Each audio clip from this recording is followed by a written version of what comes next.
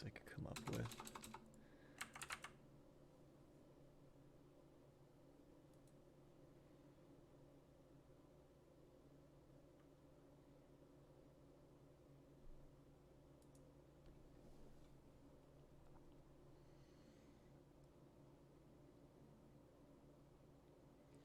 Okay. Well, welcome back everybody to the Inicus project. Today we're gonna keep working on what we did last time.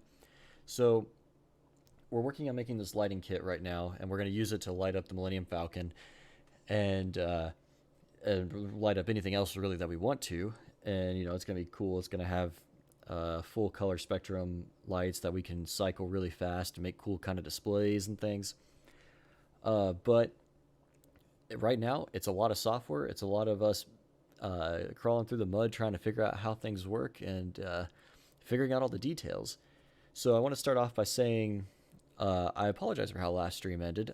We were encountered a massive error there, or a big memory error that I couldn't figure out, and it turned out to be related to how big the Arduino RAM was, because the basic Arduino does not have a very big RAM. And I apologize for how that stream ended, as then I wasn't able to fix it, but I also don't really apologize because as part of engineering, we're going to encounter bugs and setbacks and things that just don't go our way. And I think that was a great example, because in the 2 hours that we were working there, I really couldn't figure out how to fix it. And actually, it only took about another hour after I ended the stream and continued working to come up with a workaround.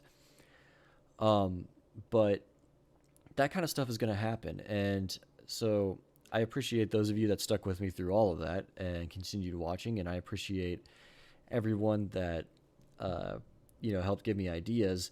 And in the future, hopefully, when we have more people watching this channel, there'll be more people to bounce ideas off of and to help me figure out errors as they come up. When it's just me working, my brain only sees it from one side. And that leads to kind of a slowdown in solutions and problem solving, but having more perspectives, I think, would help that.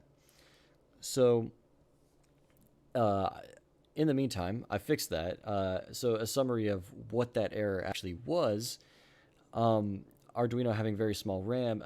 Evidently, anytime you say serial.write or serial.print in Arduino and just put a string and quotation marks in there, all those strings are loaded into the RAM when the program gets started. And so when you have a bunch of strings like that, you end up loading them all into RAM and more or less fragmenting your memory.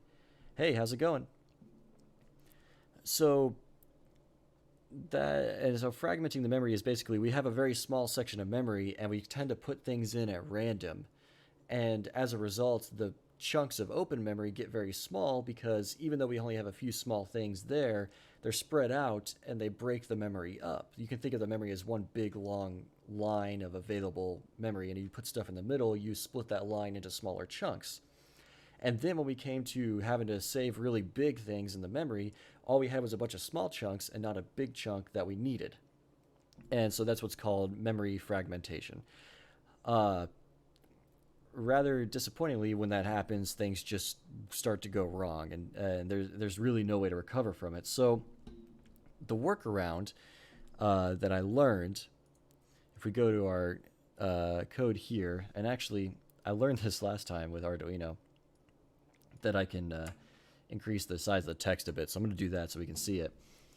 The workaround was to define these text bits that we had to send back up here, rather than just including them in these serial.write areas down here. And what this did was save it as a constant and save it in the program memory, a different type of memory than the one we were talking about earlier, and made it the program memory is much bigger, so we were able to store a lot in there without issues. Hey, Emmanuel, what's going on? Thank you for the raid. Right now, I'm still working on the lights for the Millennium Falcon, and we're making a whole setup here so we can control it with a computer. So good to have you back. So in summary, that memory issue happened. I failed to fix it on stream. I fixed it a little bit later, but don't expect that to become the norm, and don't expect that not to happen in the future. There are going to be problems. I'm going to experience setbacks. It's just part of learning these new technologies while I'm doing this. So I'm going to get started here. We still have to finish out the command set. We came up with the whole buffer and structure to store our commands, and I ended up reworking some of how the memory allocation worked here. So even though I tend to do most things in C, if I scroll down and find it wherever the initialization is, oh, well, here it is. You can see that I've actually moved on to using some C++ stuff, just because it was easier and it seemed to make more sense, and Arduino seems to like it better. Maybe just because I'm less likely to make mistakes that way. So let's get started, and I will try and figure this out as I go. So I guess the next thing that we have to do is, now that we can store these commands, we actually have to handle them. And so I have this command here, the parse. That's what actually stores the command in the structure and decides if it's valid or not. And then I need to add a new processing thing here. And so I'm going to need a command or a function for that. So if I look around just to make sure I don't have one, I don't think I have one already in place. I think, yeah, it's just that parse. And if we go here, yeah, all right. So let's go see, let's make a new function. We'll call it process command. And all we're going to get is this command buffer once again.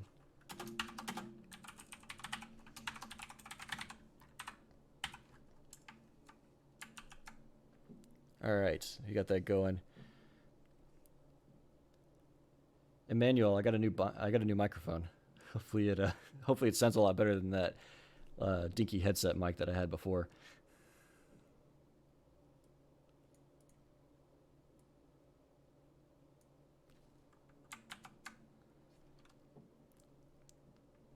Sweet.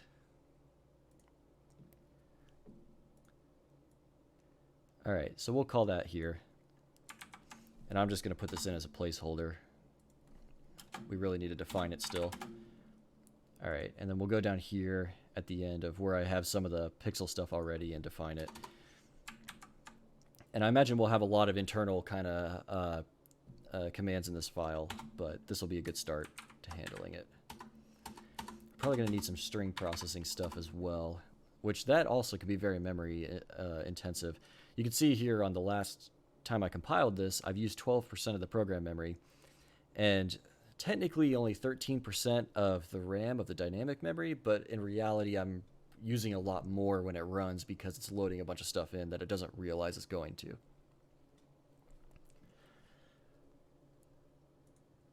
All right, let's put a quick note here.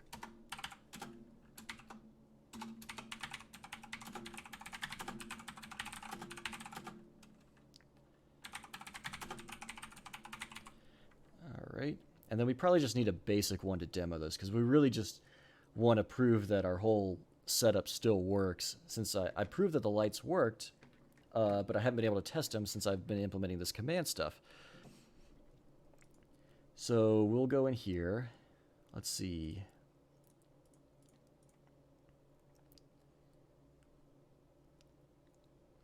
I'm going to take all of this and I'm going to drop it in I'm going to make another function. This one's going to be static. So static functions are only visible in the file that they're in, and this particular function, I don't want to call it from any other file. I just want the functions within this file to be able to call this same function, so I'm going to call it static, and that way it won't be visible outside. And I don't have to define it in the headers or anything. And then it's probably a void, actually. Set...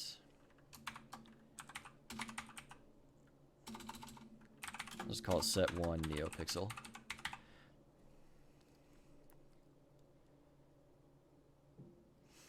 Technically, yes. In my case, so I tend to do a lot of stuff in C, and I do a lot of bare metal things in C, and C++ is actually not something I mess around with a lot. And In classes, yes, it should be private. In files like this, static actually works. But you're right. The equivalent, the way I'm using it, the equivalent is more to the private public thing. I'm not actually using any classes here or creating any of my own classes. I'm actually just leaving these functions in this file, and then I've created this command structure to pass in all the variables. So it's writing C in a object-oriented style, but not actually using objects. But good insight there. Usually static version is more like an equivalent. You're right. It is. It can be. But yeah. One of these days, when it comes to object-oriented, I typically do most of that stuff in Python because I'm usually writing that on a computer. But I'm used to doing things in C because in microcontrollers and things like that, with Arduinos, it does stuff in C++ anyway, and it's kind of geared that way. But a lot of the stuff I work with is very resource limited. And in some cases, you only have like 128 bytes of RAM or something like that. And a class, if you make an object, that just takes up so much memory. And you have to avoid that kind of stuff. All right, so process command. So we're gonna basically just a big case statement or a if else. So command, and then we'll do if, and then I believe I have the string library already in here. Yeah, I do. Okay. It's just string compare, right? String compare. Yep. And then we'll just call it set1. And that's command. And then what is that? I forget all the members of this. That is command type. All right, equals 0.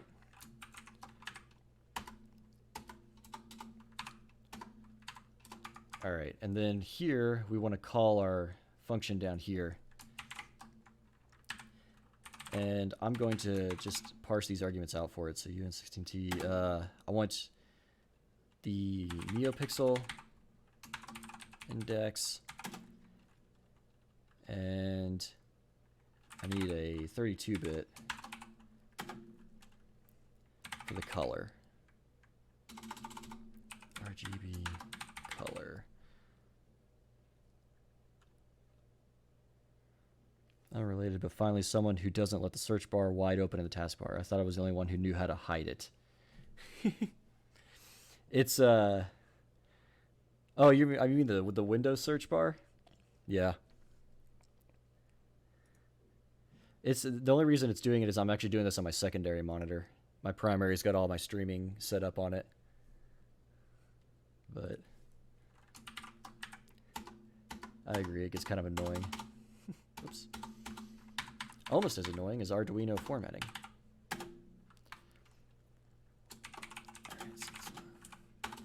Should probably go back through this and make all like deoxygen correct comments. Okay, and then here, this is where I want to take all of this.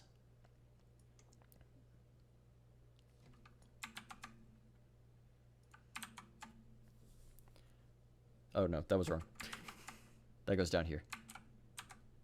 There we go. We probably don't need this. A lot of this is parsing stuff we don't need. We really just want to set the color. So actually, I think we don't need any of this, really. Okay, so NeoPixel index is our position, and RGB color is our color. Okay.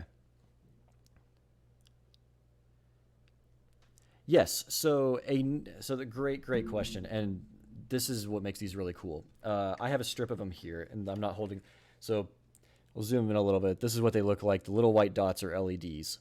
And a NeoPixel is an LED, but a few key differences. A NeoPixel has 3 colors.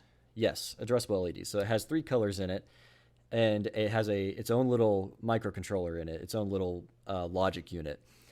And so they're addressable. You can set individual ones, and they're RGB, and each color has 256 levels of brightness, so they work like a pixel on a screen. You give it a hex RGB value, and it displays that color.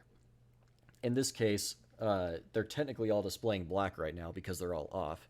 And if I set them all to, FF, then it would be white. And then you could do pretty much any color that a pixel on a screen could do.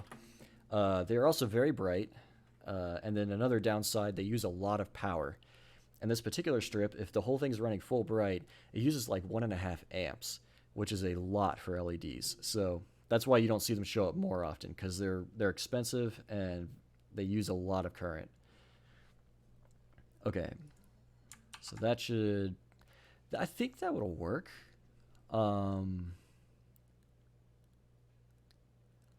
Let's see what happens when I compile this. Can't I expect a primary? Oh, I used the name of the structure, not the instance. Okay, that looked good. I hope this works. All right. So one. Oh, I need to actually call this and process it correctly.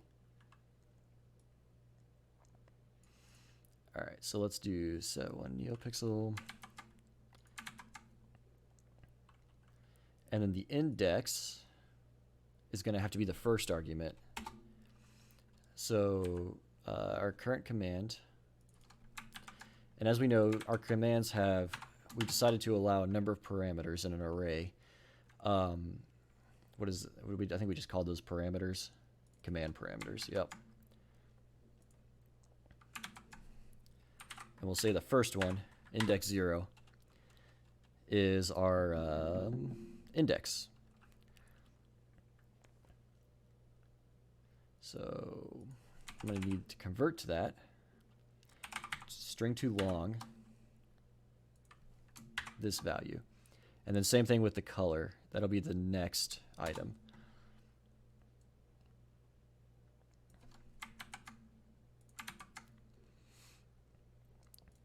So we'll set that to 1. Okay, so the next item is our color. Okay, compile that. Doesn't look good. Too few arguments in function. Long and string. String to long uses a... Does it have a number base? Apologies. Didn't mean to throw that up there.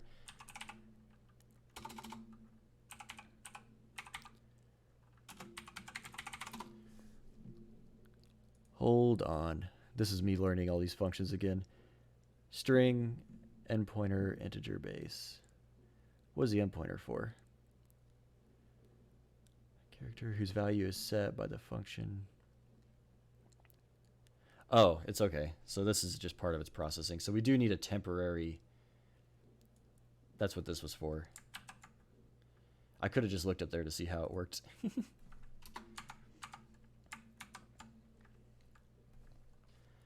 All right. So that'll be, so this is just a way for it to pass back a pointer to the next character if it doesn't reach the end of the string. And then we need a number base. I think we decided we're going to do everything in hex. So there's a number base there.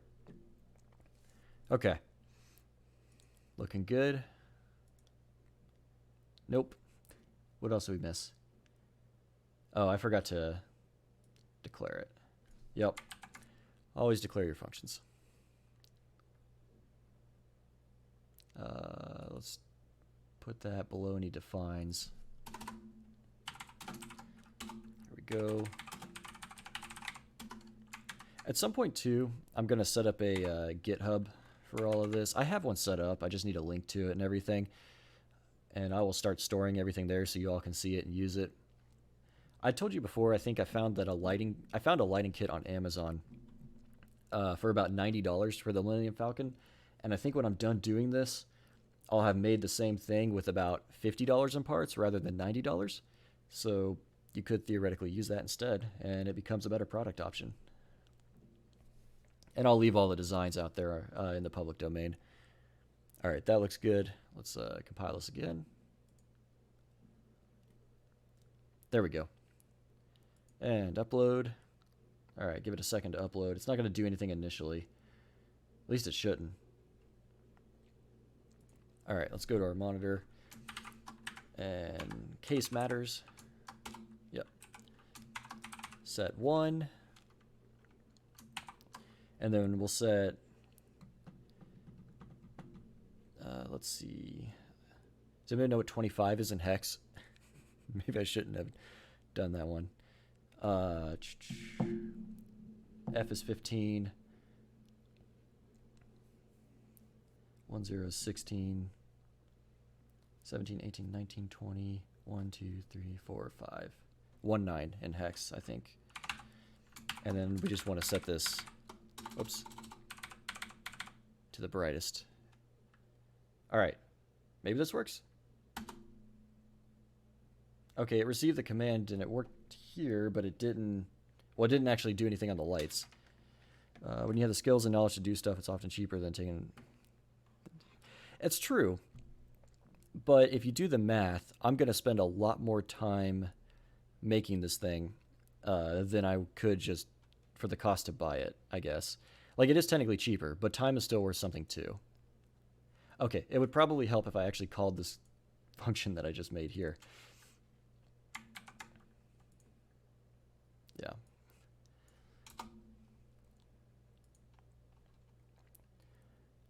All right, and what would we say this is? Yeah, this is just current command. Okay.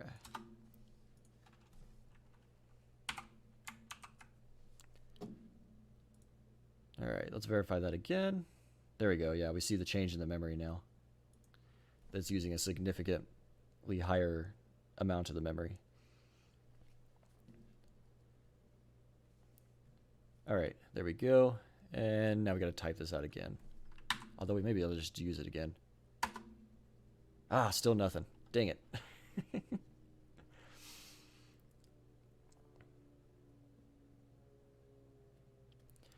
Okay, let's figure out how we're going to debug this then.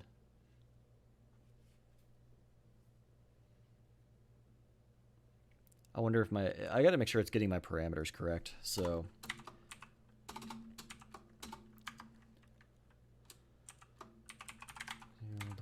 right. And then we can literally just do this same thing right here.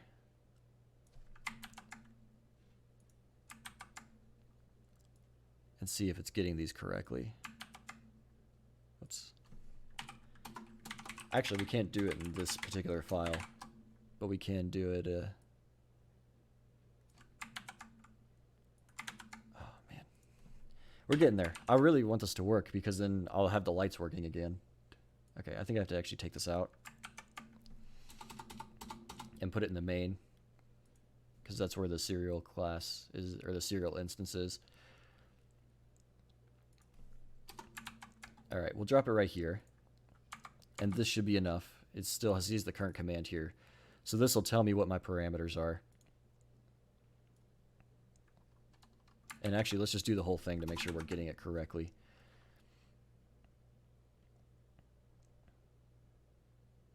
Let's do command type. Oh, you know what? I actually probably can't do this either. It will print numbers, but it won't show me what I need it to show me. So let me take out that string too long.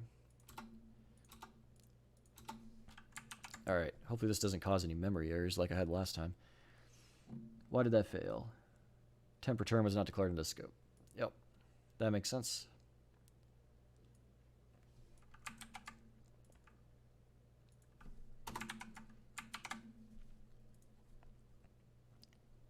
Still didn't like that. No matching. Wait, what? Oh. Yeah, it doesn't match if I include all those arguments. I'm just going all over the place tonight. All right, there we go. Okay. That's a good start. Let's get this loaded. Takes a few seconds to load.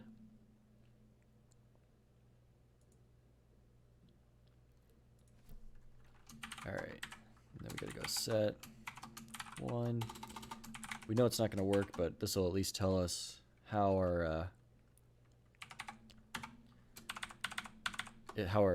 parsing functions are working. 125 command received. Okay, so it did get all of them. It got all of them correctly. I didn't put. Let me demo this one more time. And this is, as we've learned, a bad idea to just have these raw strings in here. But I don't think a couple of new lines is going to kill me.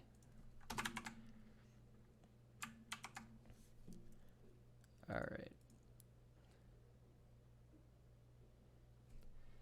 That's yeah, interested in Arduino, but zero idea what to do with it. That actually happened to me when I got my first one. I got my first one when I was like, oh shoot, maybe like 15 or 16 maybe. My dad gave it to me because he knew, of course, you know, everything it could do, and I didn't do anything with it for years. It wasn't until much later when I got a job, like started going to school for that, and then got a job doing that kind of stuff, that I, you know, started doing anything real cool. All right, cool, it worked. Look, set 1, 25, so it broke them up into the different components and printed them all out. So we're getting them correctly. Our lights are not working. That's what I take away from that. That's unfortunate. All right, that'll be the next bit. So looking up projects online could be helpful, or something like this where I'm hoping that this will help inspire people too. You have an opportunity to interact with somebody who's already got an idea in mind for what they're going to do. That could be useful. Once you find a project, it's straightforward. I mean, like, it's still a high learning curve. You got a lot to learn while you're getting into it. But having that project in mind makes it way easier. It's just that first bit. So something like this, like making a light display, is a excellent first step because it looks cool. It's fun to work with. You know, people think it's cool when you're done, and it still is simple enough that it's good for beginners. When you start getting into like robotics and stuff, that tends to get pretty complicated. This particular thing, like NeoPixels, with a regular Arduino, you would need, like an Arduino Uno, the basic one, you would need something else with it to work. My Arduino here is not actually an Arduino. It's an FPGA pretending to be an Arduino. And it has some extra logic in there that an Arduino doesn't have that allows it to run these NeoPixels. NeoPixels need a very fast data rate to run, and a regular Arduino is not fast enough. But with an FPGA, you can run some stuff on the side by coding in some extra logic. And that's exactly what this thing is doing. So it's actually a board from a company called Alorium Tech, and it's called an Accelerate. And it looks exactly like an Arduino, but it's not. It's also significantly more expensive because of that, because of the FPGA. Where a regular Arduino is 20 or 30 bucks, this one costs $75 US dollars. Okay, so I verified that. So what do I need to do next? I guess I should check that the string compare is working. And then if this works, I do need to return true at the end of this because it is a Boolean. And if it doesn't work, I need to return false.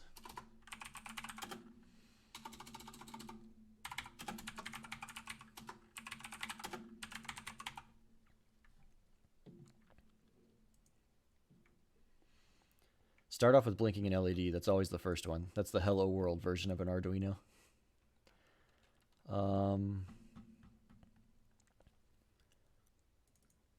Let's see. I added that. I need to check that.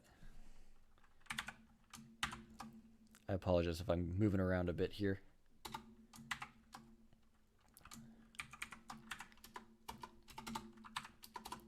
I tend to code things as I think of them, which is a really bad way to do it. Let's see. So if that works, then we need this command received in here. Else, and we'll actually just not even use brackets here. We'll just put that right there. and give it the command invalid response. Okay. So now this should let me know if I am actually parsing that, or if I'm comparing that correctly. Okay, good. Let's upload.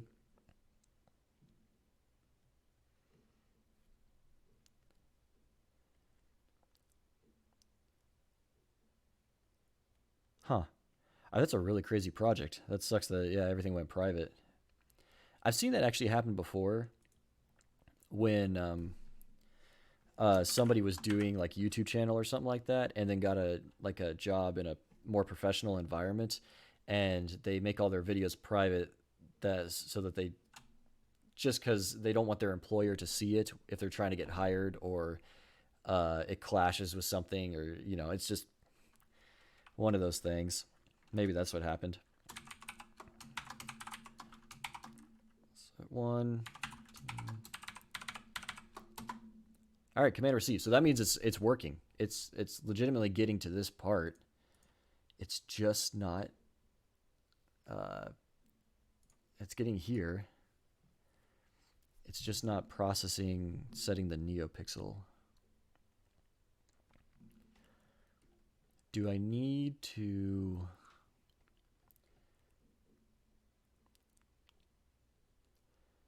Command to buffer, parse command. Maybe I need to. Maybe I'm not initializing something. Oh, you know what? Where is that used? No, that's used there. That should run. Oh, but I'm not calling this because I'm never calling this function right here. At least I don't think I am. Am I calling it up here? No, I'm not. I'm not initializing the NeoPixels.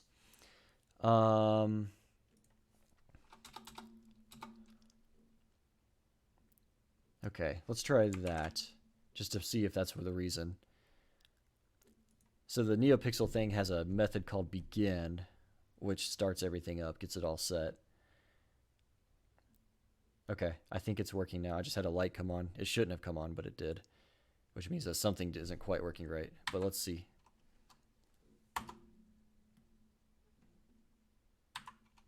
Dang it. It's still not coming. Okay, I have one of the lights came on at the beginning, so I can't show it to you, but it started working.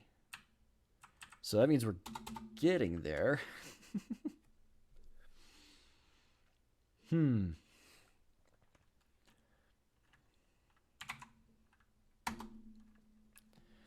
man, we got to be getting close. I apologize too. I keep putting this serial monitor underneath my I just realized underneath my video feed over there.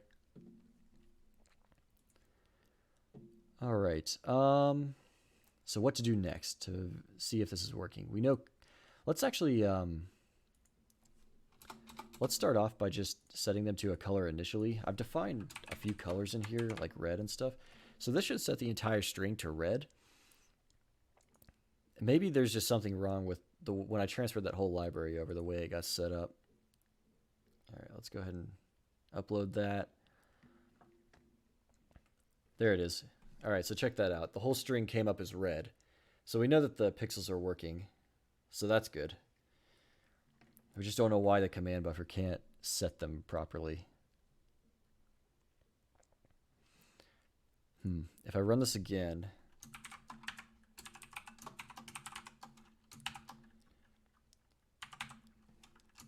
and we'll make it white.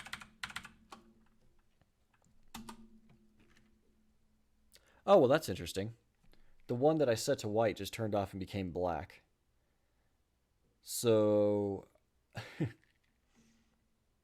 huh.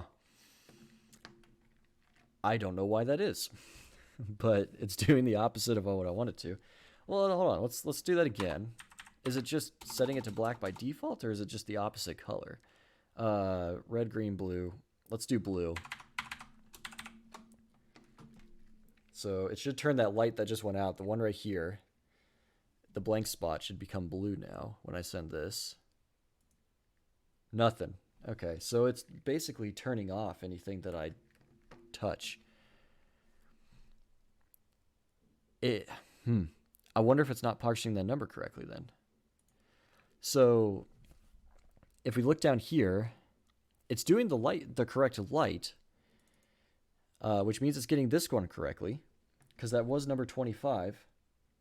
26, 27, 28, 29. Yep, everything's 0 index, so it starts at 0. There's 30 lights here, so it's 0 to 29. 25 would be the 5th one back. So that means that's working, but that means that this probably isn't.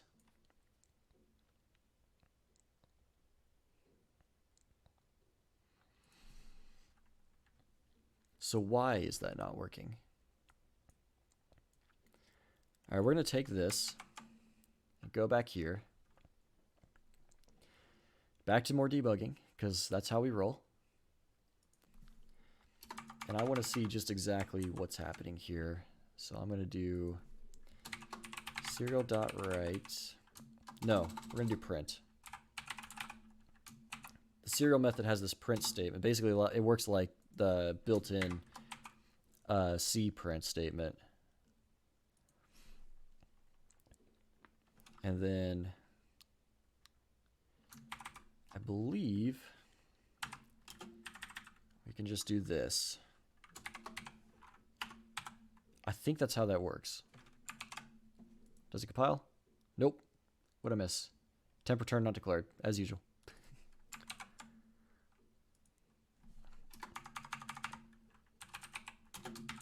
Double pointer. There we go. All right, verify that. Nope, still didn't work. Maybe my print statement is as easy to use as I thought.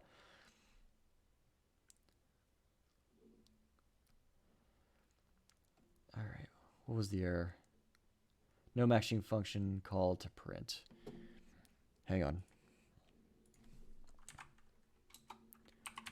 Arduino. Someday I'll come up with a better method so y'all can see what I'm Googling. I'm just afraid to show anything copyrighted or whatnot. Oh, print just prints a number. Okay, I gotcha. It's just converting a number. That's all it's doing. It doesn't work the way I thought it did. So print. So it should literally just, that should be fine. And then I can give it, I think I can give it a base. So let's do that. Hex. And its bases are weird the way it works, but okay. So is that how that works? Yep. Just a half hour in and we're going to be... Okay, the whole strip is red. Now let me go back to my serial monitor. Set 1. All right,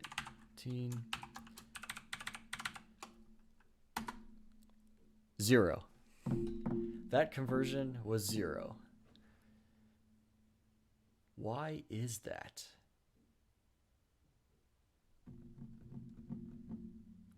I imagine it has to do with... Oh, you're good, dude.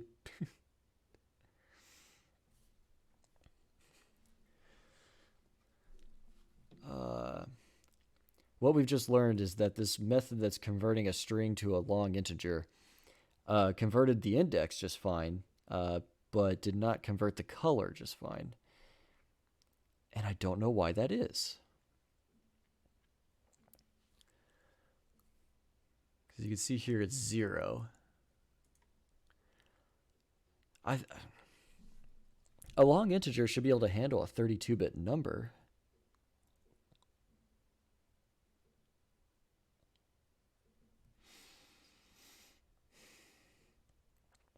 Also, no, hold on. I've done this before too. It's worked just fine. Why is it saying 0 here?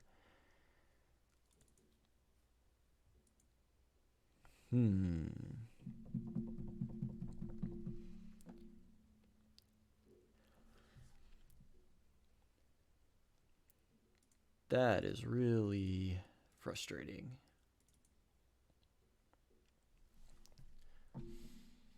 Why would it work before and not now? It worked when I initially set this up with a very basic kind of parsing system. So this right here worked. Pixel position, pixel color, temp buffer.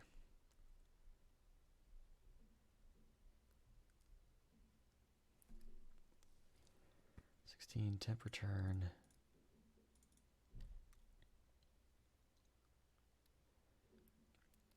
Does it really expect a hex value? It does actually. That's what this number right here for. It's base 16.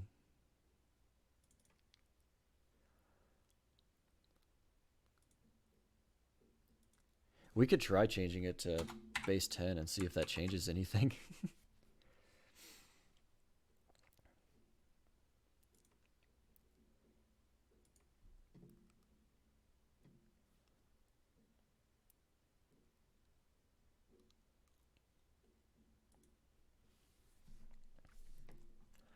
Okay, let's just do set 1.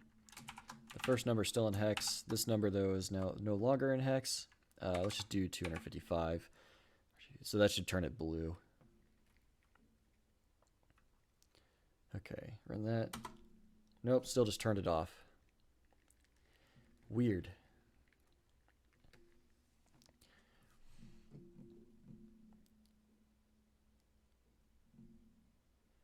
And we printed off the command parameter 1 and showed that it was the right thing.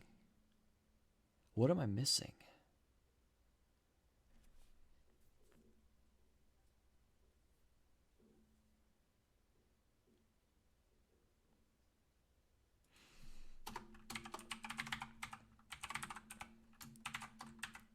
Does this function work like I think it does? What was that, 255? And then we said hex. Just make sure I'm using it correctly. So that should come up as FF.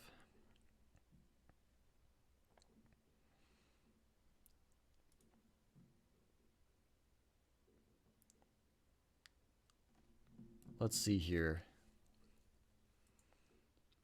Let's just do the same command again. Yeah, okay. There's the FF. So I'm using the print function correctly. So that's not the problem. Just have to do these sanity checks just to make sure I'm not going crazy.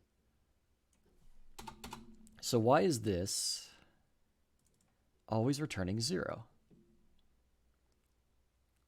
And why does it work just fine with the index? What is different between these two statements?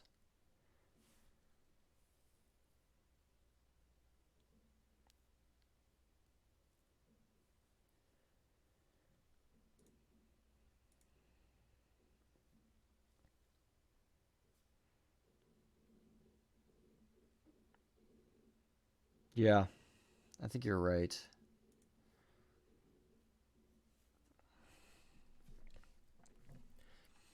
Something about that. Let's see. We said 32T. I hope you're not watching me on mobile because it would have been a pain to type out that comment. I apologize.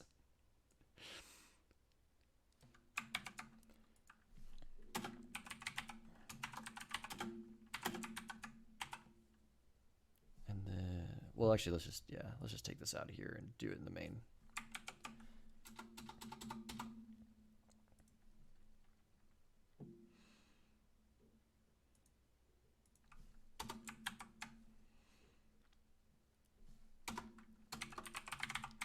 Unfortunately, Arduino doesn't really have a debugging environment, because that would be great. I would love to be able to debug and see the actual memory contents. It's 3 giant screens just to watch other small streaming channels. Sweet, dude.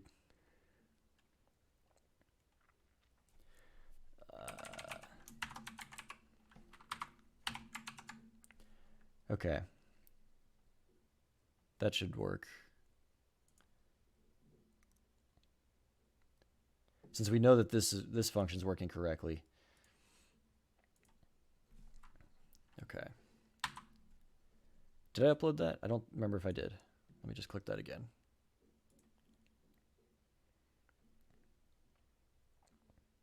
For it to come up. There it is. All right. Set 1, 19. The strip is all red, by the way, so we know that it turned on correctly. And then what we say, we're just going to do, I think this is still in, oh, no. It's in hex now. Okay, let's just do FF. Yep, there's the 0, 0. Oh, no, wait, hold on. We have 2 print statements here, and it looks like only one went off. Let me,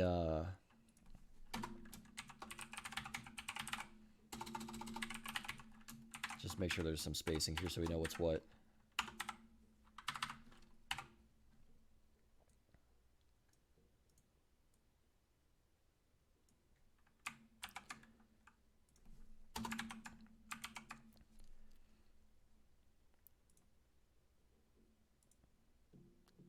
Okay. I love these kind of bugs that don't make any sense. All right. Oh, okay, so the 2 zeros were two different things. Okay. So yeah, so that is definitely failing off the second command parameter. But if I go here and change, let's change this to 0.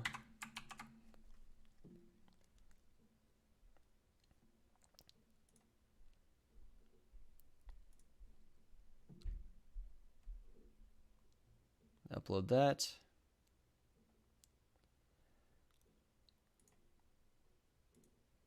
Uh-oh, where'd it go? There it is.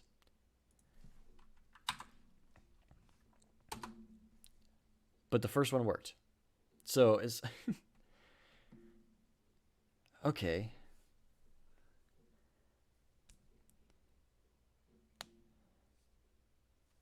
Yeah, I will. That's a good point, actually. Maybe something just isn't getting stored correctly. Because we learned just here now that when I put in the 0 index, that argument gets parsed just fine, but the 1 index does not. But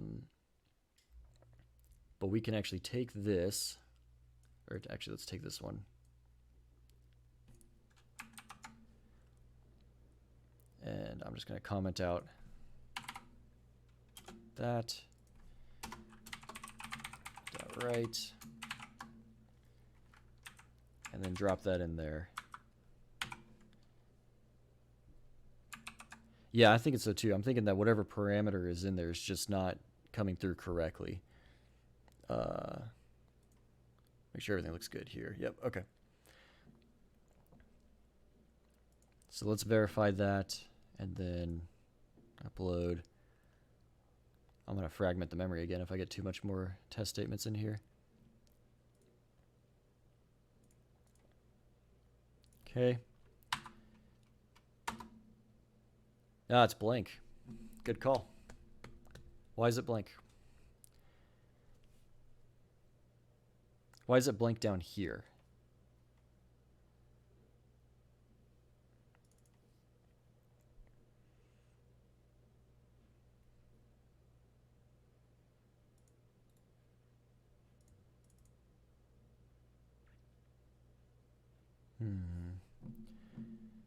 Oh, Chapman John.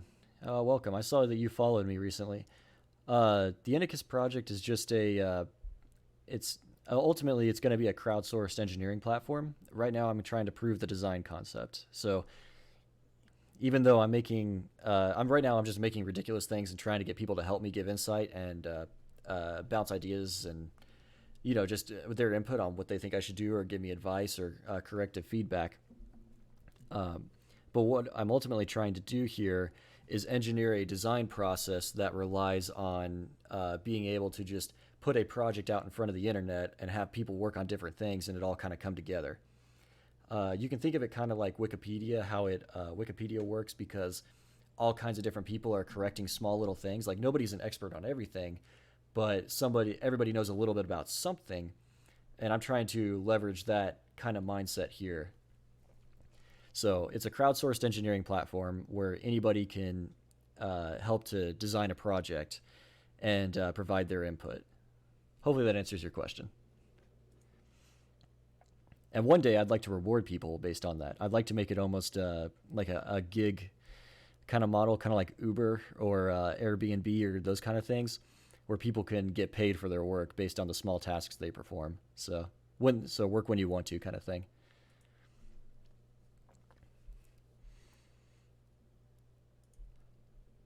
Okay. So we know that that's not getting processed correctly, so now we need to find that.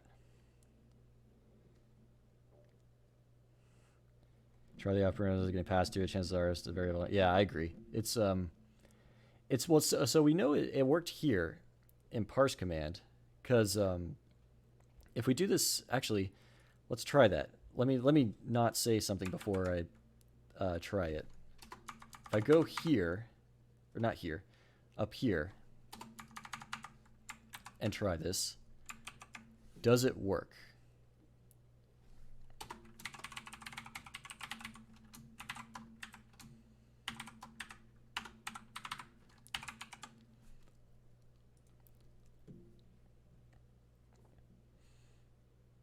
Okay, let's upload that. So if it works before that, then we know that it's in this process command thing that stuff's not working right, which is kind of weird because it's a very small function. But so I don't think. Let me clear that. Oops. Send 19FF25 command received. Okay, yeah. So it's failing even there. I could have sworn, though, we tried this earlier and it worked just fine.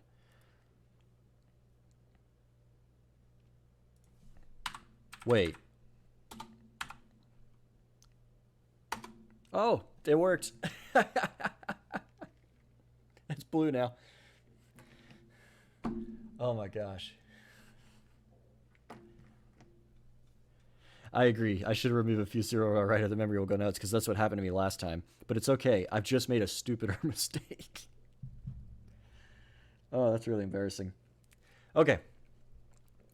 I designed my command set to be a command, colon, and then parameters separated by commas. And this whole time I was not separating the parameters by commas.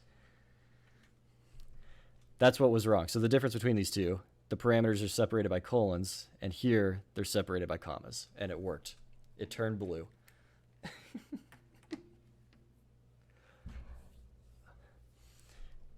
Well, good news is I'm recording and live streaming, so this will go up on the YouTube channels as well. But now this really embarrassing thing has just been recorded for the whole internet to see. That's cool. Part of the job, I guess. All right, time to delete all of these serial write statements and get on with my life.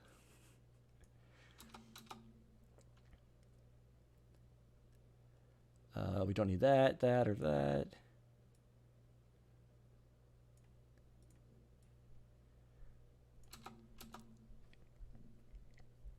I agree. It's always the dumb ones. The worst part is it's a mistake of my own making. Like, I designed that command set. I designed how the command format was, and I still forgot how to use it correctly. I based it off, it kind of looks like JSON, JavaScript object notation, but serial, I'm using serial to communicate with the Arduino, and serial ports are notoriously slow, so I needed to take some baggage out, which is why it's my own. It's kind of like JSON, but with like definitions stripped out, basically. Unit types or variable types stripped out. Okay, that's cool. We did that. Got it working. Okay. Cool. So that works. Actually, it's blue now. We can open up our serial terminal here again, and we can change the last one. Or not, let's do the next one. So 1A, and we can change that to white. And so you'll see this one after the blue go white real quick. There it goes. All right, cool. So now what we're doing is we're controlling this light strip with a computer. And if we want to change the light display, now rather than rewrite a bunch of code and reprogram it to the Arduino, we can just change what numbers we're sending from the computer, and we don't have to rewrite any code. Ooh, excuse me. All right, let me recompile this with all of the print statements taken out. Eventually, I'm going to need to comment this out too. but it's fine for now. Wow, that dropped like 200 bytes from the memory. All right, let's upload that. Do one more sanity check just to make sure I'm not going crazy. Oh, actually, you know what? Let's fix this.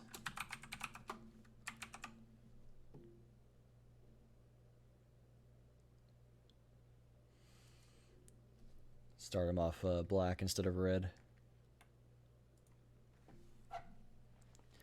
All right, cool. We made a success, and it only took us 30 minutes. There we go. All right, so the strip is off. And then I can set that same one to white. Whoops, not backspace. There we go. And you can see it's not printing out off all the extra stuff anymore. It's just that. So one more time, we'll clear the output. We'll set the next one.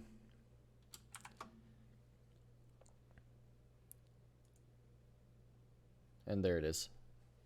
Both of those are white now. And it's probably blinding the camera because, geez, these things are bright. It's hard to see, but there we go. Cool. I appreciate all of you that have stuck with me so far to witness all this. Yeah, so next things, I need a few more commands because if I want to control this by a computer or something, there's a few more things I have to do. Why did it print that off? That extra comma. That's weird. I wonder if something glitched. Okay. Close that. Take out the extra space there. Now we do need a couple more commands. We need, so right now we're setting one neopixel at a time. We also need a way to set many at a time. So else if string compare. And then we can just, actually let's just copy this line in and change it.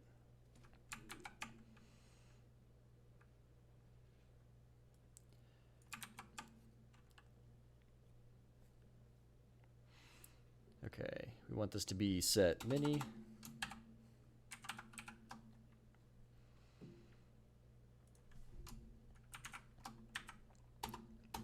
And so with this one, we're going to do the exact same thing, except we're going to set multiple. All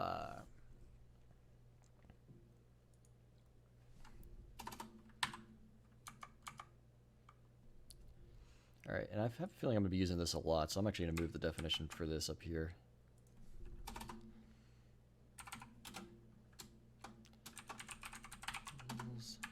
There we go.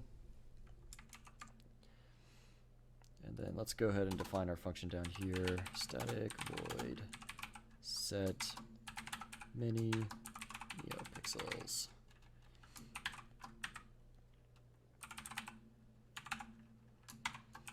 And then we're going to need, same thing as before, we're going to need this, and then we're going to need one more argument, which is going to have to be the number of pixels.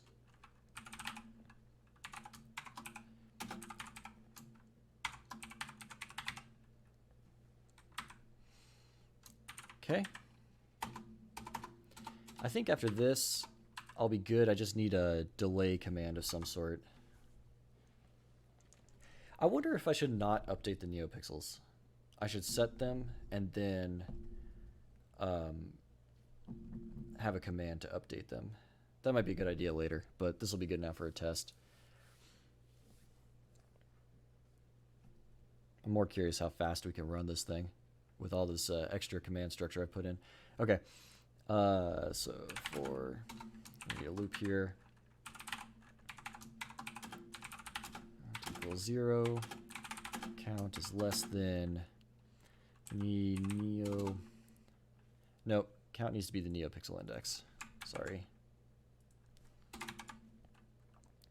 Count is less than neopixel index plus number of pixels.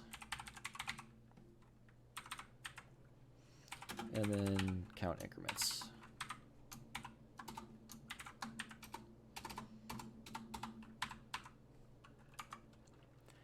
And then in here is where we're going to do each one.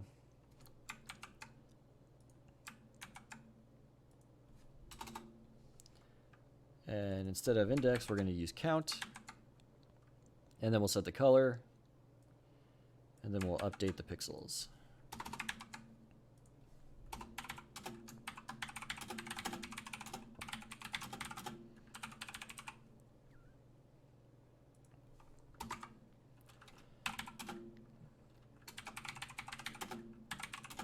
Display new colors. Sets. Pixels to a color. Yeah, that's good. Okay. All right, and then we just got to do this. Call this function in here.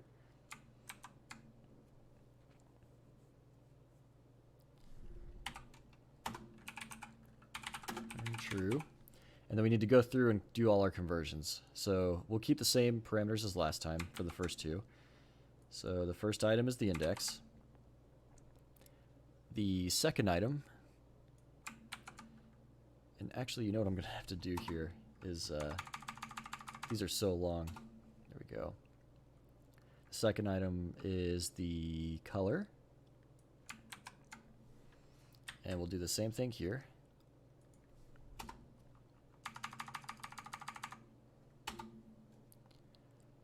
And then the final item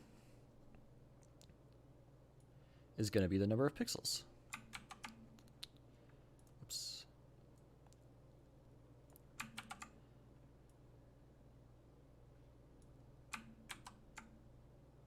Okay.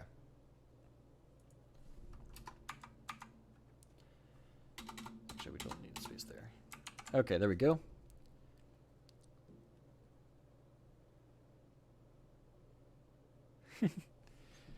What kind of stuff do you do, Emmanuel? Web dev, database, you know, like... I'm curious now, because, like, I actually have a computer science background. That's what I got my degree in college. I have a bachelor's and a master's in computer science and computer engineering, but I've ended up going very much in electrical engineering style. That's really what my career is now, is electrical engineering. And so it's just been a kind of weird shift. So I understand a lot of the computer science stuff fairly well, but obviously not as well as somebody who practices it all the time. Yeah, what kind of stuff do you do?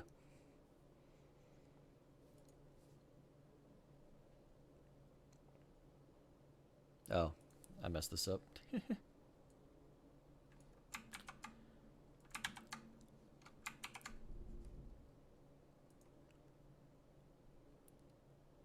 Okay, I messed it up even more. Oh, I forgot to declare it. I'm actually a little concerned now that I just thought there's one more function I need to add, which is a delay function. And I don't know if I can call a delay from this library.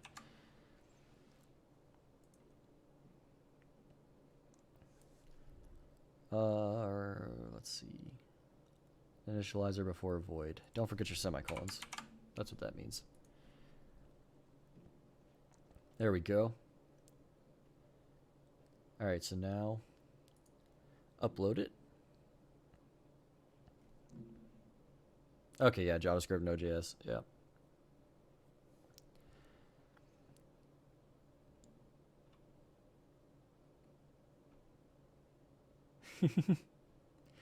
ASP, man. Something I haven't heard in a while. I've messed around with a little bit of web dev, so I've done some JavaScript. I've actually done a surprising amount of C#. There's been a few things that I've used that for. Okay, actually what we're going to do here is we're going to do the first... No, the first LED would be that one. And then we're going to do... let's just pick an arbitrary number. I think 1C would be most of them. I don't want to... Let's just do 10. I don't want to do too many because I'm afraid of overrunning the buffer. I haven't bothered to check if it's out of bounds yet. 0, and then... Actually, that's the color. Let's make it white, and we'll do pretty dim white. Okay, the last item, 1, 0. Okay. So, supposedly, that will turn on a string of these at once. And I'm not sure if it's going to work or not. Oh, it did. Well, kind of. I feel like it turned them all on to white, as you can see. And it wasn't really supposed to do that. I didn't tell it to turn them all to white. So, yeah. Yeah, I said turn 16 LEDs to white. So why did it turn them all on? Oh, man. Even a success, there's failure. 70 neopixels. What's wrong? Is this wrong? Pixel index plus number of pixels.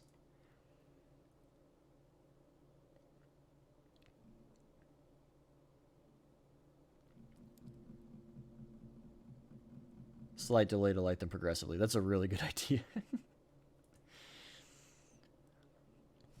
I actually do need to call the delay from this library, but I don't think it will. Oh, will it let me? So delay is in milliseconds. Let's do 250 milliseconds per. So that should go very quickly. Hopefully this will compile. That'll be good news. Nope, it does not. Arduino the IDE recognizes that that's a function, but I don't know what library I need to include delay. Does anybody know that off the top of their head? I'll Google that real quick.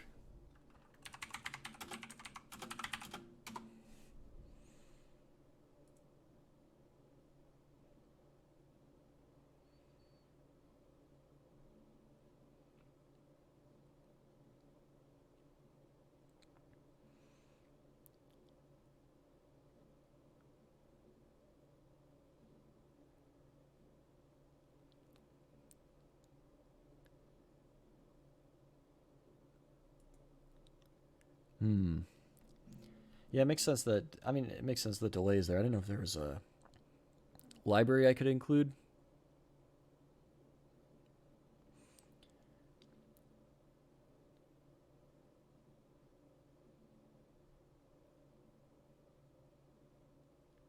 Arduino.h. I think that's it.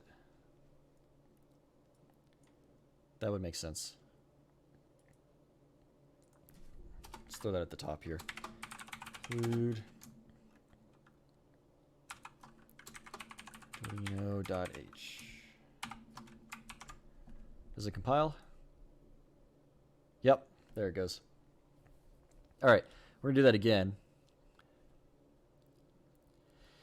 Yeah, you have to search Arduino specifically because most people are just trying to do that with. I saw that too when I was looking it up. They're trying to do it in just generic C++, just a GNU, and or sorry GCC, and yeah, it's not working for them. So, but once I googled Arduino specifically, that came up as a thing. Okay, so now I'm gonna try this again, and we should see them work their way up the string, but I also don't know why there's too many going still. Oh, nope, got nothing. Why did that not work? So of course nothing can work on the first try. You can see it didn't respond command receive, so that means it obviously it won't do that until it gets to the end, but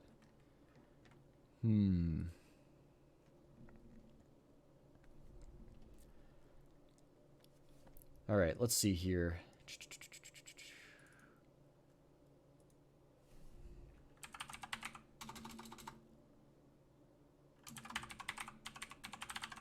Delay microseconds is a thing as well. Does that compile? All right, so it's seeing the Arduino functions.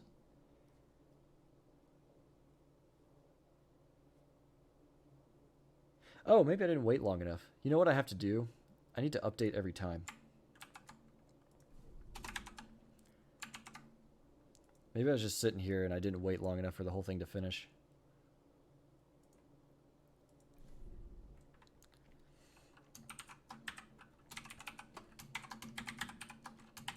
All right, set mini Starting with 0, color is 0, and then we want to do 10. Well, 16 when you do it in hex. All right, theoretically, I'm going to hold this up like something's going to happen.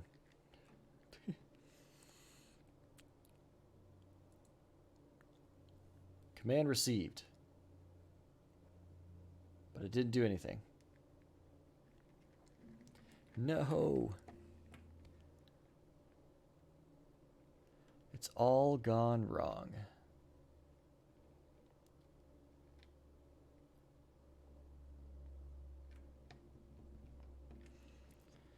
Okay. Well, this is where the fun begins. Let's figure out a weird problem. All because we wanted to display them in a cool, like, incremental sort of method. I wanted to add a delay function as well that did this actual delay.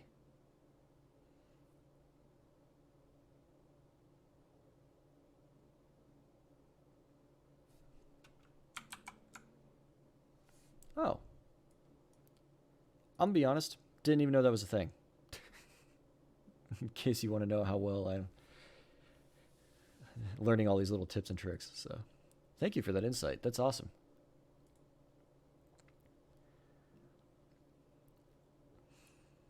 Okay, let's see. Why? I mean, obviously. Oh, okay. So, no, this makes sense, actually. Delay microseconds, because that would go so fast. I probably need to take that back out. It just doesn't explain why the color's not updating, and that's probably something to do with our arguments again. We're screwing something up somewhere. So, I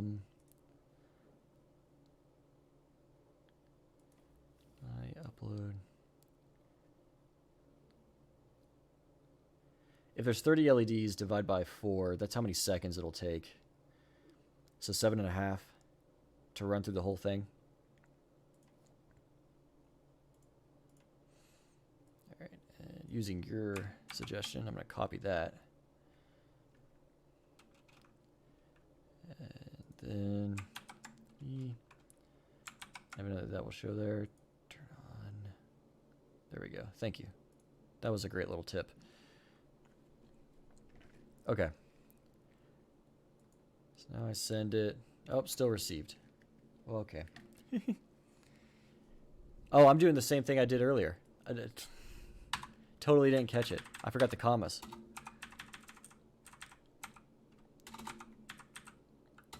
Again.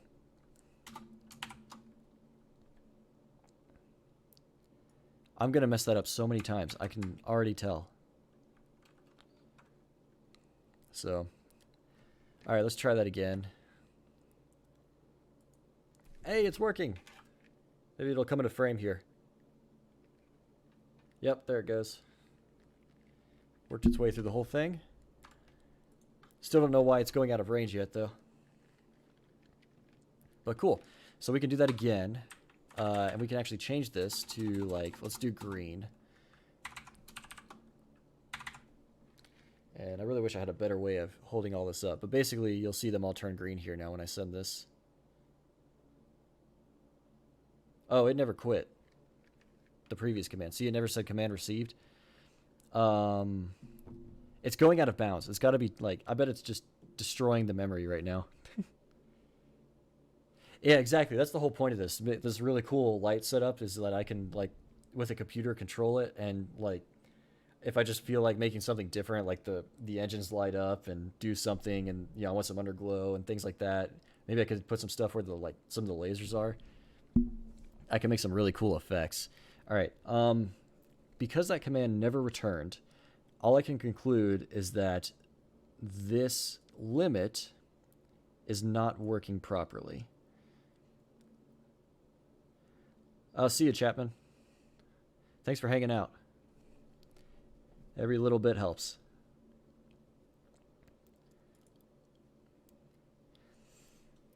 You've joined me on my path to trying to become a Twitch affiliate. All right. So why is our limit not working here? I would think neopixel index plus number of pixels would be fine, but obviously it's not. We need to check both those arguments and just be sure that we're not doing anything weird there. So let's go back to, you know what I'm going to do for the rest of this is I'm probably just going to leave this in as some debug code, and I'm just going to print off literally everything. So we can go copy the function from over here.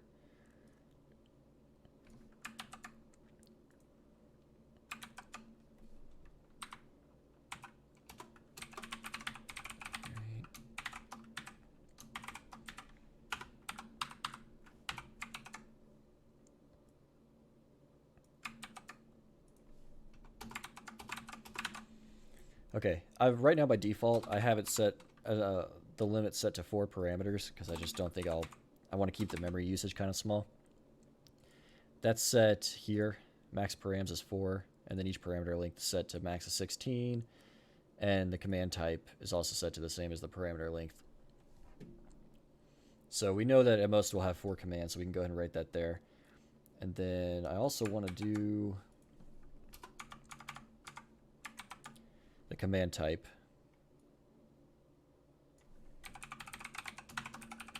I would kill for Arduino to have the autocomplete that most IDEs do. Okay, I wouldn't kill, but it would just be awesome to have. Great question, actually. And you just made me realize I need another command for that. I have a default set right here. The max number of neopixels right now is 30, and I just set the current length to the max initially. But I actually need to include a command to adjust that number so that I can have a more modular system. And then the pin 6 is on the Arduino, the data line for the LEDs is connected to pin number 6. So, okay. So this is going to print off every parameter every time it receives a good command. Okay. Let's upload that.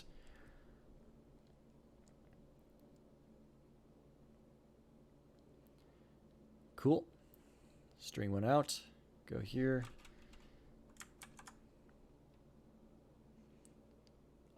Let's do here. That. Okay. I don't think there's anything wrong with that. And send it. 0 to 10. Oh, I did the same thing again. That's crazy that I need to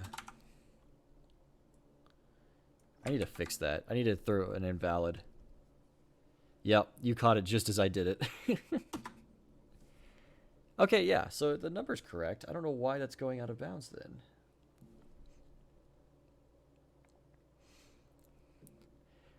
Thank you for watching for my mistakes, though. That is super helpful. I genuinely appreciate anybody who takes the time to do that. Okay. So that was, oh, jeez. I guess what we need to do, I guess the next thing I should do is print off what that actually looks like.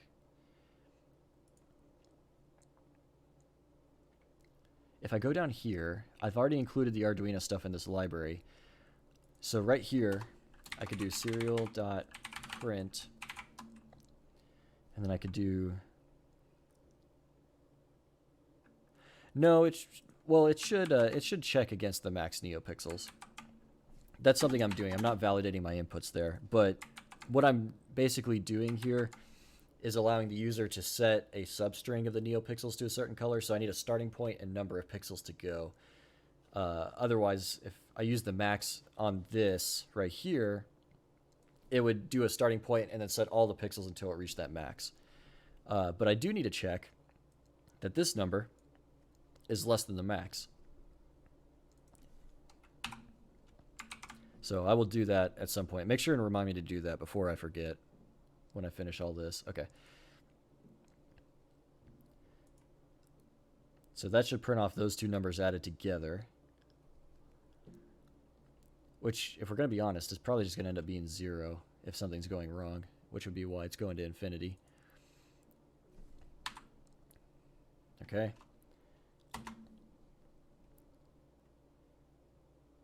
$8,224.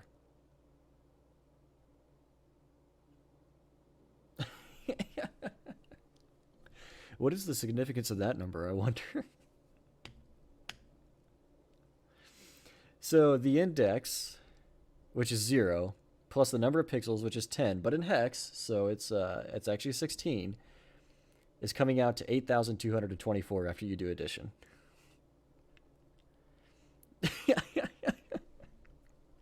Okay, I think we found why that loop is never ending. But why is that?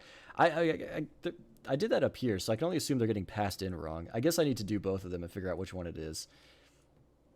And then I can go back and find where exactly. That's really funny. 8,000. It's not even like a round number, like it's a maxed out value or something. It's literally just an arbitrary value. It's not like 8,191 or something. All right. Let's just do both of those and see which one of these is the culprit. I think it's this one, the number of neopixels. I think that's getting translated wrong.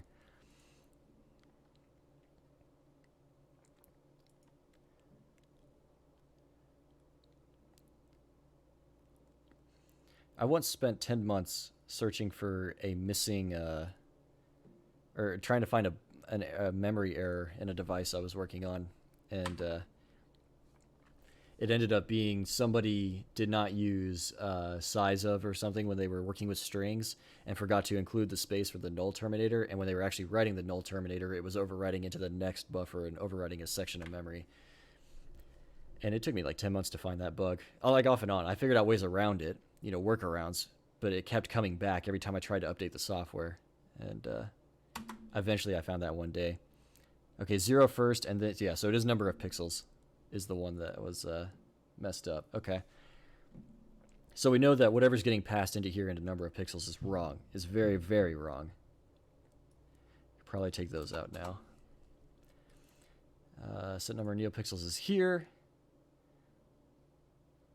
Oh, well, I'm definitely using the wrong parameter. Oh, I'm using the color. That's where that is the significance of that value. And there you go.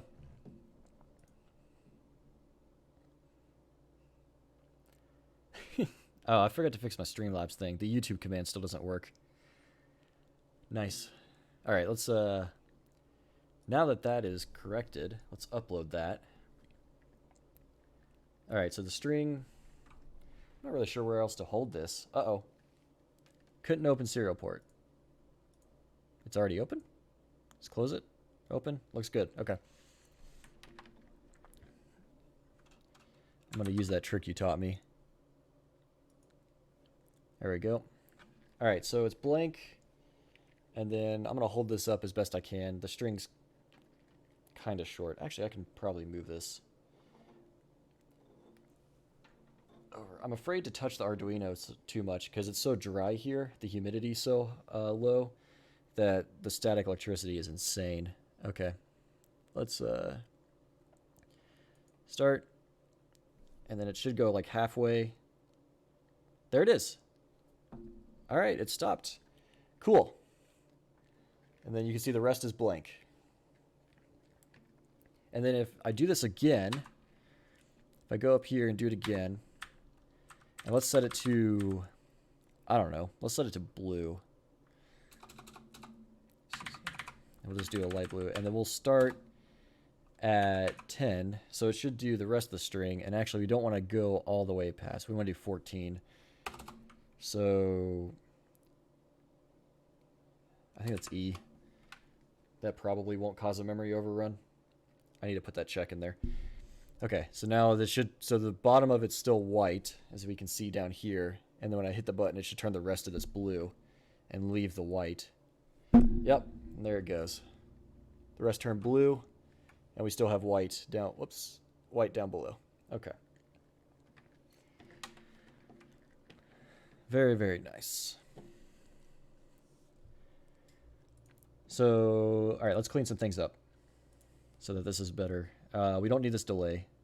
I don't want to do that. At least not there. We're going to set our own delay function. Void delay.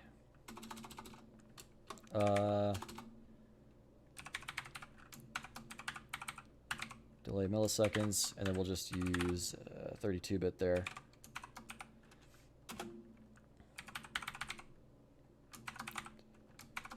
A very descriptive name, milliseconds to delay.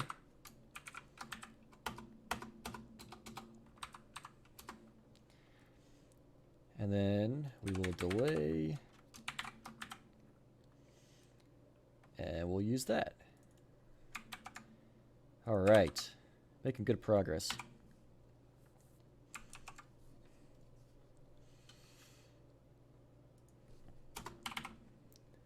Okay, and this just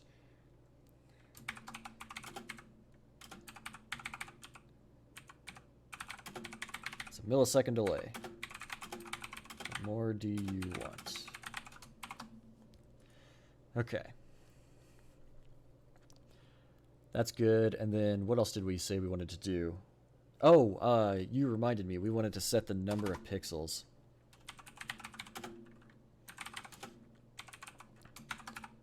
Set max pixels. And then we want to put a check in that function as well. We decided that this is going to be a 16-bit.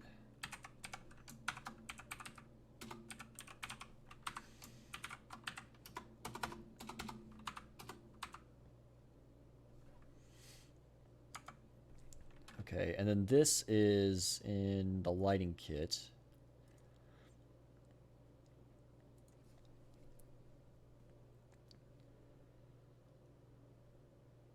So I don't know if I've included one in here. I probably need to include one in here as well then.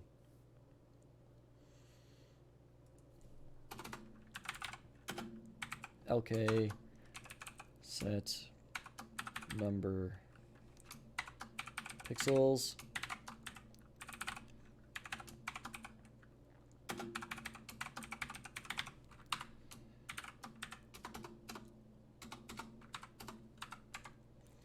And then that is going to be the current length, this variable right here.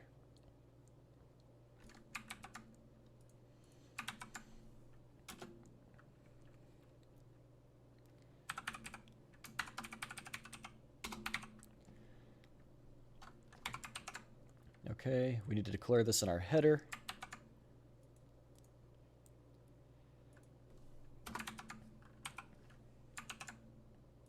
And then we can call that command here.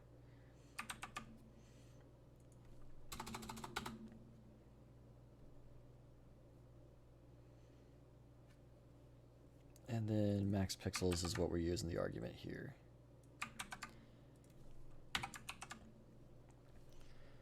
Learned to code when I was a 16-year-old game with a game Neverwinter Nights. It came with tools so people could make their own adventure worlds. Oh, that's cool.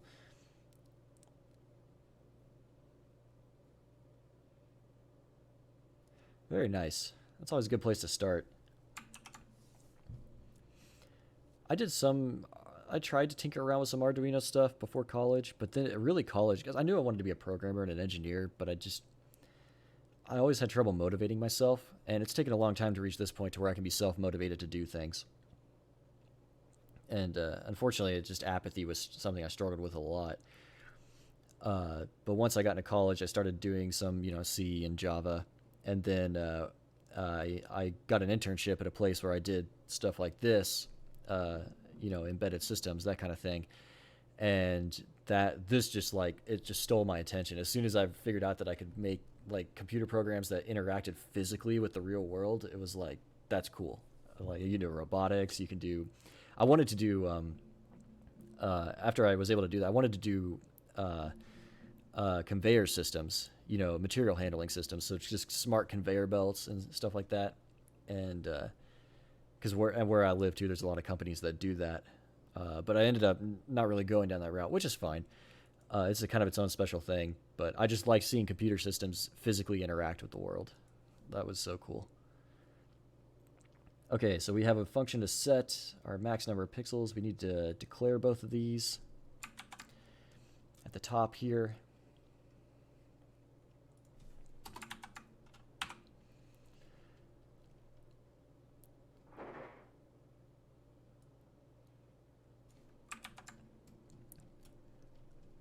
Okay.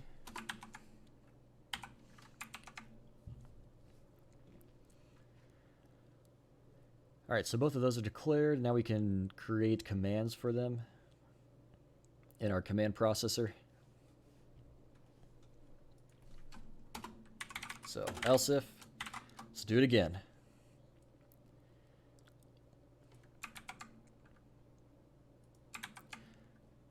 So we need a delay.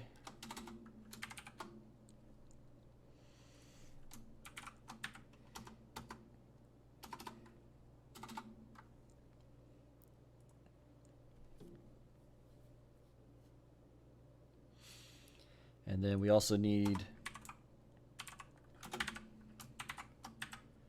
a, what was that one?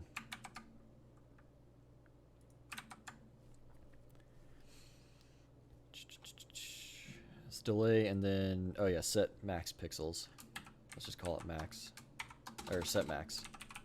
I don't want to make it too long, even though I have 16 characters for the commands, but you know. Okay.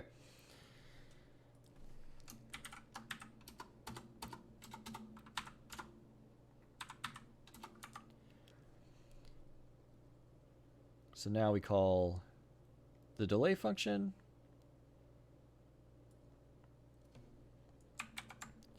for this first one.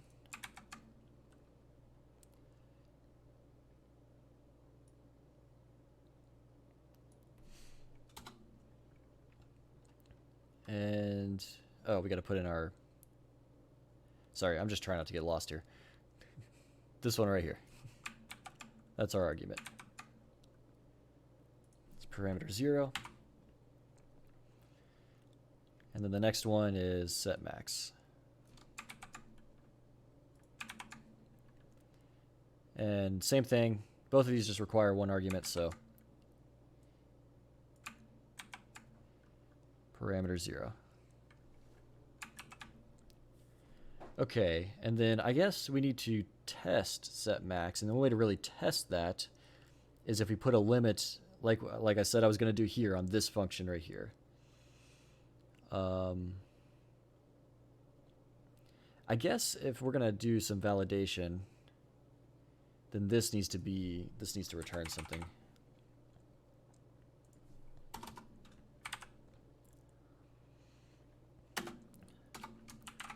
So if this number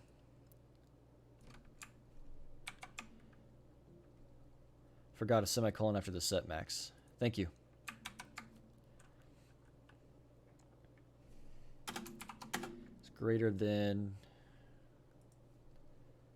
current length. I guess we need one to get the current length.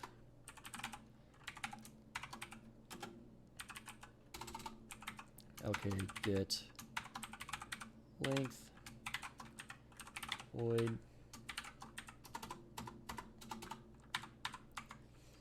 and we just return.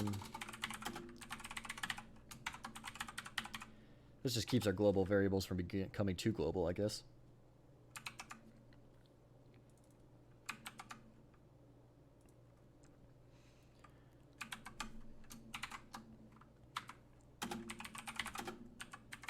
False. I guess it'd be greater than or equal to, right? If the index plus the number of, yeah, if it's equal to, because the current length is not index 0. All right, and then down here we return true. And then we'll have to take this into account. You said I forgot the semicolon after the set max call. Yep, there it is. All right, then here, if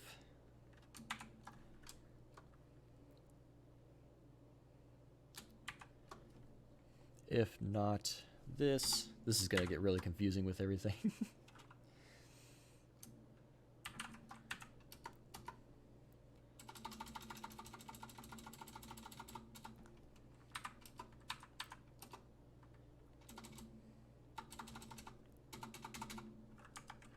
return false.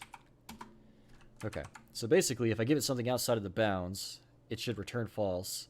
And if it returns false, it should say invalid command, or command invalid here, rather than command received. All right, let's see what else I forgot.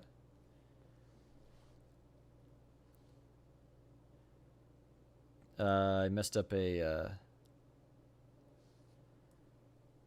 unit or a type. Hold on. From void to bool. Oh, I think I didn't change it in my declaration.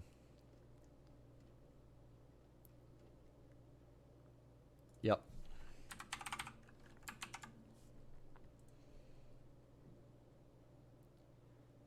Get length was not declared in this scope.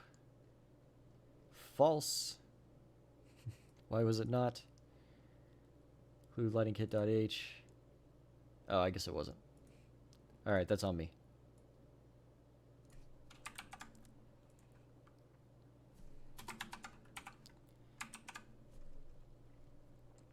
So, just so everyone knows for future plans, I've ordered some SD card readers that plug into the Arduino through SPI interface. And I'm going to make this so, because right now I can control it with the computer, but I'd like to be able to load a file onto it, and then when it turns on, it just runs that file. So then you could leave, you just have to have it plugged into power. You don't have to have it plugged into a computer to run. And they were just delivered today, so I have to go out and get the mail after this. And hopefully maybe next time we can start working with that and saving files. All right, looks good. Then we can run this whole thing as a standalone system. Just load it with a computer with the right profile, and then you can just put it anywhere and it'll run. All right, sanity check. Make sure blue shows up where it's supposed to. Command invalid. Do you think I exceeded the limit?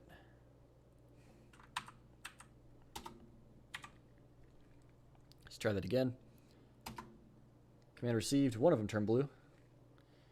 So yeah, I might have gone over a buffer. What about, what's before E? D? Yeah. If I do that, then in the rest of this, I think the rest of this will turn the right color. Yep, all the way to the end. And actually, I think my limit was wrong there, because my last LED is not lighting up. So I think I got that off by one error. So here where I said that it should be greater than or equal to, how did I get that wrong? I thought current length was,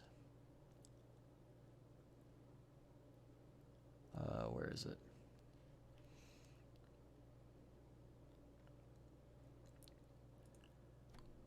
.70 neopixels. So the index, unless the index is wrong, that's always possible too. It's greater than or equal to current length. Huh, that's kind of weird. I'll have to think through that logic, but evidently I got that backwards. Okay, cool. Let's try that again, and I should see, let me upload it, and then I should see that last light come on.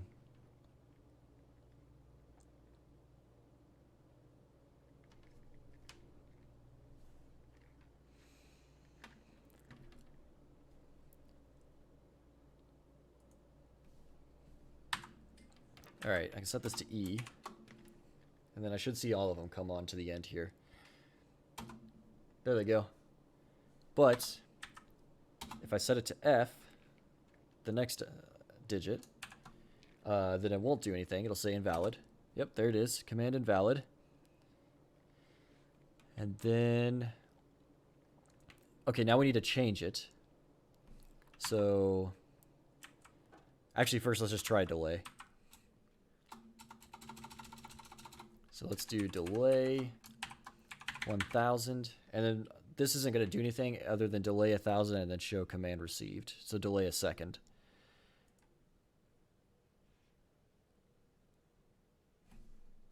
There it is.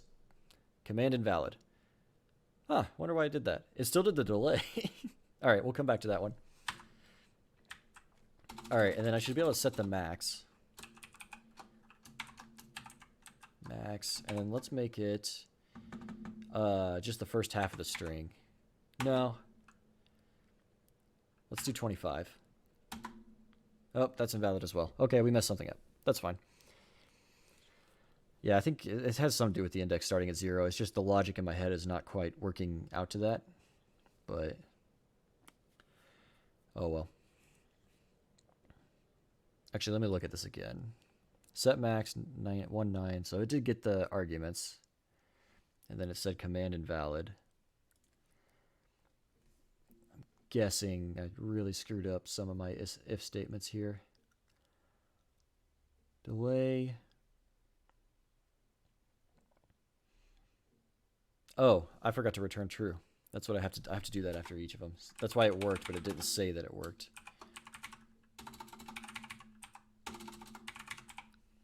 It's kind of a dumb design. But I guess I got to do something. So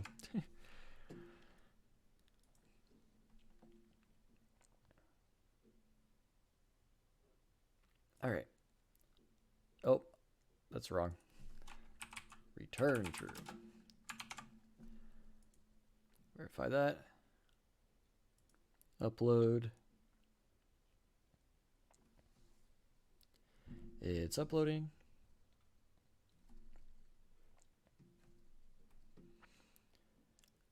Okay. So now I will do everything I just did again. All right, so we should see the end of it turn blue. Good.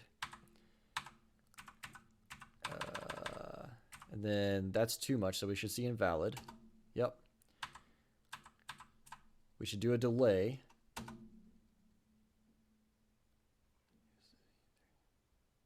Command received, okay. That was a really long delay. I wonder if, maybe that's not quite right. All right, and then let's set the max to 25. All right, command received. And so now if I go back to this one, which was good before, it should be out of bounds now. Yep, command invalid, and it won't do it. And so I have to go to this, and I took off like 5 LEDs. So if I go back, A, B, C, D, E, if I probably have to put like 9. Oh yeah, that makes sense, 1, 9. Then that should work. Yep, and then I should probably do a different color so it can actually be seen. Let's do green.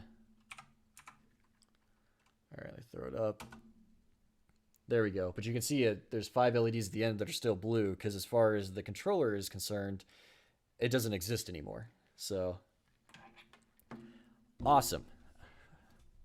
Awesome, awesome, awesome. I don't know why that delay seems like it's going so weird. When I said do delay, it said 1,000, right? Yep. I wonder if calling it from that library has something to do with that. I might have to tinker with that, but that's kind of weird.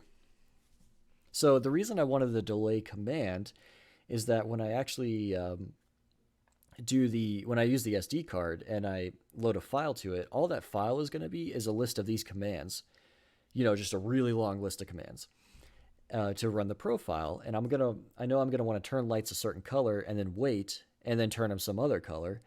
And so that's what the delay is for. I want to be able to turn them a color, then just wait like a couple seconds and then turn them another color or something like that. So the delay command doesn't make a whole lot of sense when you're connected to a computer, but it does when you're running off of a file, which is what I'm going to do. Okay, let's go back here. Now that that's done, we can actually clean up a little bit. So let's do a define up here. Define debugging. And we'll make that true. And then everywhere where we're printing this stuff, let's say here, I don't want to send back the receive character. So if debugging, then we're going to do that. And diff, and then the same thing down here. If debugging, oops. and if. Okay, so that way I can change that to fine. So right now it's true, so debugging works. And then, so I'm just going to test it real quick. And then I'll change that to false, so then I can connect to a computer, and I don't have all this junk data coming back. I really just want the command received or command invalid things to come back. So that is what I'm going to do. Let's open up the serial monitor again and just check that we can set a bunch of these. Check that it turns green.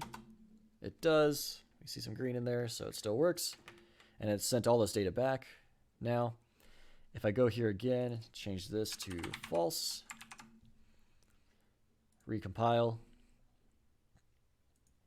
and upload that. And then we'll see it do the same thing again, but it won't send back all that debug code data. All these parsed out parameters won't get sent back. Instead, we won't even see the command we sent. We'll just see another command received at the bottom here. So do that. Turns green, and there's the second command received. Nothing else, which is exactly what we want. All right. I guess I gotta decide now if I want to try and... Do I have PyCharm installed? I do. It's an old version. I don't know if I remember my password, though. I don't know if I want to do that on stream, because that would take a lot of time to figure out. I wonder if there's any other commands I could come up with. I just want to... And then I'll write a script. Maybe next time we can write a script to control a bunch of the... or to just send a bunch of commands really fast and control the lights.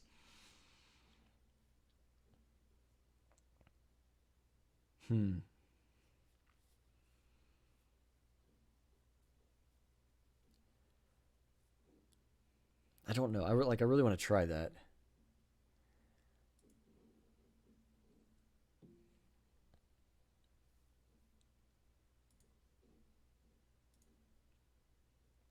All right, let me check some things real quick.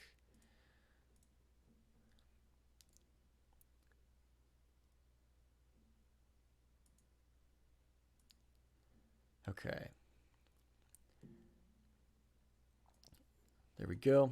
Does anybody remember Python?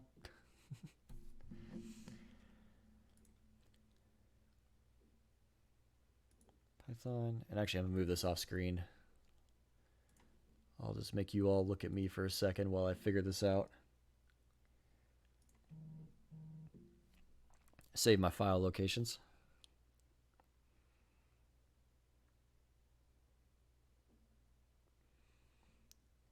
Oh, that's an interesting email.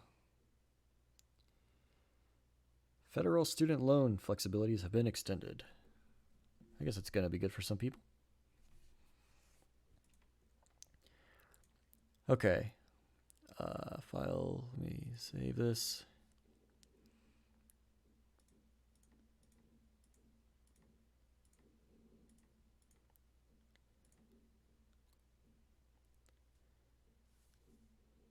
All right, and give me just a second here. I'm sorting all this out. I want to make sure this goes to the right place.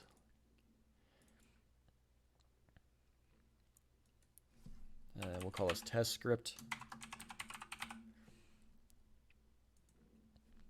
I would do this in PyCharm, but I don't know if my license is up to date, and I'd have to sort that out and log in again. Okay, so that looks good. Let me switch this camera back. There we go. And we know it's Python, and now I got to Google again how to do Python serial.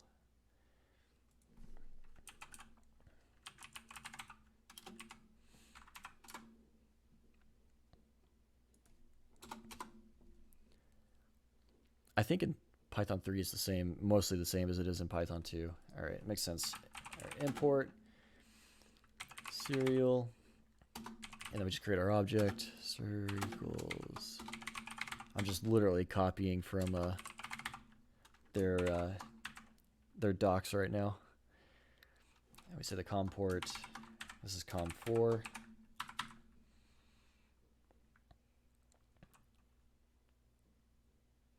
How do I set the baud rate? Oh, I can just do it. Okay. Parser.baud. Everything else is standard, but baud rate is higher than typical.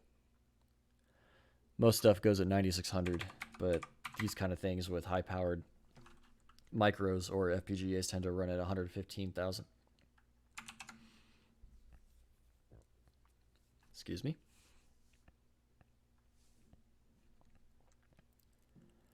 Import a whole animation library. At some point, I'd like to write a Python program to program the lights, like some sort of visual thing where you could drag and drop blocks, so you don't have to write any code at all to reprogram them. But you're right. We're gonna have to include like Qt and a bunch of other stuff. Okay. Let's get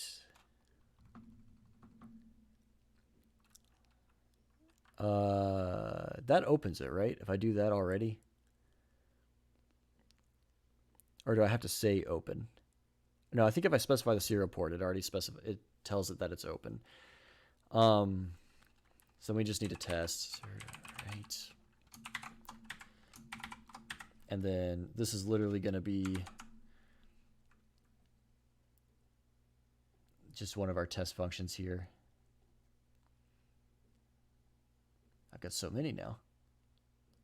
Here, we'll just do this one. And then we need a new line. And then print read line. It should come back as a line, I believe. I guess I should check that real quick. Yep, new lines are coming, so. I haven't set a timeout, so this is literally the most basic script I could do to make this work. Let me open up my terminal here to compile it. All right, let me navigate to the right folder. I'm going to do all of this over here so you all can't see my file paths and hack my computer. Not that you probably need it, but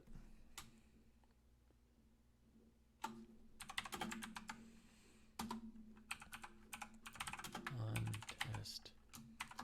Just see if it finds it.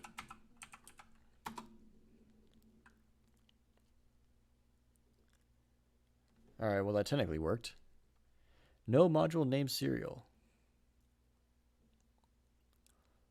Oh, did I misspell it? No, I didn't. All right, I knew this was going to be a mistake as soon as I did it.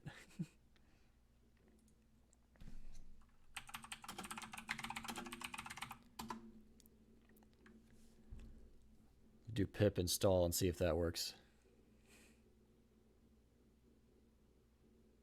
Seems to be working. All right, yep. Let's just install that real quick. Everybody's on the edge of their seat while we figure this out. I try and do most of the installation and things off camera because that makes sense, but this kind of idea of having people help me do things and deciding it as I go means that sometimes I'm not going to catch things ahead of time that I should have installed. So,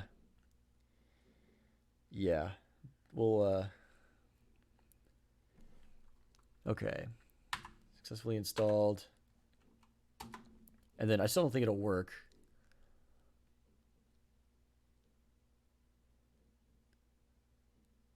Has no attribute named serial. Did I get something wrong? Don't think so. But evidently.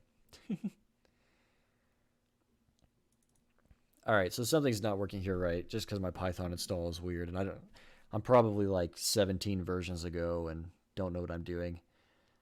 So I might have to leave that for tonight, and I apologize. I was hoping to get a script and just show that I could blink the lights really fast if I sent a bunch of things over the terminal really quick, which I can do if I do it here, but I can't type fast enough to keep things going, but it's working. So I guess that'll work for now. So I'm probably going to call it here. It's a little earlier than normal, but I'm getting tired anyway. I'm getting hungry. And we made good progress today. We've got the whole command set thing kind of working. We'll add more commands too when we have the SD card reader, because I'll need commands to load and read files. And yeah, I just figured out from there. And then I haven't decided yet if I should do the SD card thing next. That's going to be a little tricky because this is an FPGA and not a standard Arduino. I don't know if it has the SPI logic in there, so I might have to finagle with that. So that could take 1 or 2 streams as well. And so I got to decide if I either want to do that, mess with the SD card reader next, or if I should go ahead and try and put it in the Falcon and write some test scripts in Python to make the sucker light up and just go from there. I'll have to decide on that. So if you want updates on that and everything, be sure to follow me on Twitter and Instagram. Links are below.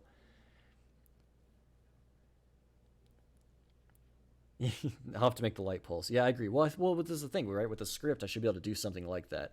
Like send a bunch of commands really fast and give the effect of a pulse. Maybe we can tinker with that some too, though. Maybe we could just add more commands for some specialty stuff. All right. Well, I appreciate you all sticking around. And Emmanuel, thank you for the raid again. It's been great to talk to you, and thank you so much for the help. That's exactly what I want to do with this channel, is get more people involved in trying to help figure things out and to have ideas. And you had some great ideas tonight. So I'll see you next time, and I'll see all of you. What's today? Today's Tuesday, so I will see you all Thursday at 6 p.m. Eastern, and we'll get going again. See ya.